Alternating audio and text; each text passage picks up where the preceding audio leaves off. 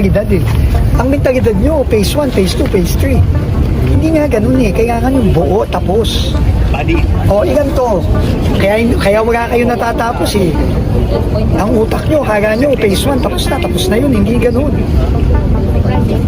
Halatang frustrated si DPWH Secretary Vince Dizon sa kanyang inspection sa Albay dahil hindi daw nagustuhan ng opisyal ang delay sa construction ng 700-meter na malabog flyover sa Daraga, Albay.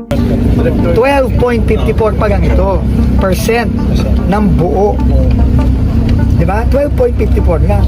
Sinimulan to 2021. Tama ba? So, 5 taon na naman to. 5 taon. Diba? Mukha din to nung Iloilo. Mukha nung yung Lopez, ilang taon yun? 5 taon yun. Mahigit kayo sa 5 taon na naman. Ayon kay Dizon, hindi daw dapat installment ang mentalidad ng mga department executives pagdating sa paggawa ng mga proyekto. Ang purpose lang naman talaga ito. Para ma-bypass mo to. Tingin ko hindi naman kailangan tayo mag-bulate because yung galing ng Ligao, galing ng Naga, going to the right, hindi na makaka-disturb to. Kasi kung lakihan pa natin yan, the problem now with the landing.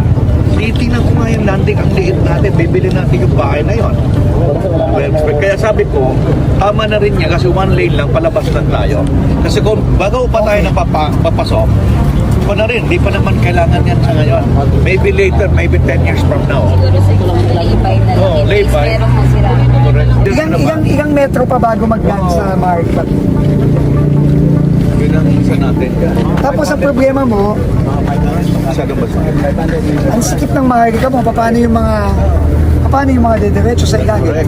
Nagkaroon din ng briefing si Dizon at ilang department officials sa iba't ibang bahagi ng probinsya upang inspeksyonin ang mga proyekto at ang kalagayan ng mga national roads. Totoo sila sir sa Maharlika Highway natin. Nagpo-post namin sa Nag-bypass sila.